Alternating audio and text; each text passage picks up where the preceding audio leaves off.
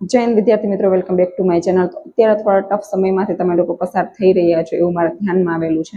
કેમ કે જ્યારે આપણે તૈયારી સ્ટાર્ટ કરી ત્યારથી લઈને પરીક્ષા આપવા ગયા ત્યાં સુધી આપણા મનમાં એ ટેન્શન હતું કે પેપર કેવું રહેશે.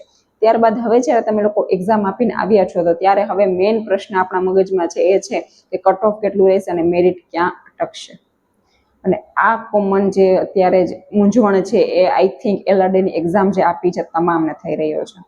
કેમ કે મેરિટ કેટલું રહેશે, કટ ઓફ કેટલાનું રહેશે, અલગ અલગ જે કાસ્ટ વાઇઝ છે, ગર્લ્સ બોયઝનું ક્યાં રહેશે કોઈને કશી ખબર નથી. અને અત્યારના મેં એ પણ જોયેલું છે કે જ્યારે તમે લોકો એક્ઝામ આપીને બહાર આવે ત્યારે થોડું વધારે કોન્ફિડન્સ હતો કે જે લોકો 170 180 ટીક કરીને આવ્યા છે લોકો વધારે આમ કોન્ફિડન્સમાં કે આપણું આ વખતે પાક્કું જ છે.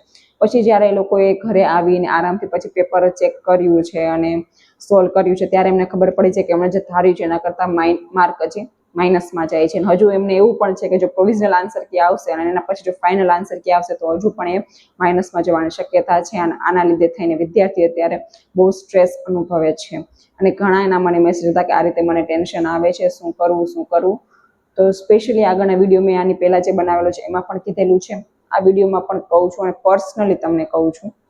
બરાબર, અત્યારે છે ને રિઝલ્ટની ટેન્શન સાઈડમાં મૂકો.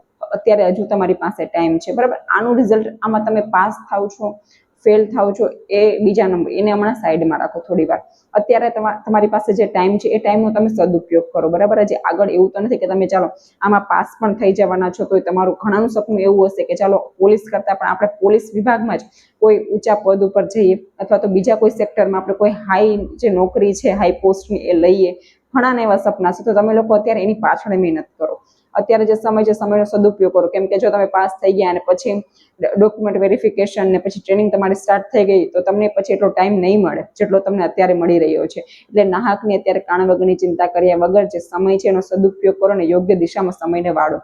હવે નેક્સ્ટ વાત રહી છે કે જે લોકોને માર્ક ઓછા થાય છે એ લોકોને ટેન્શન છે.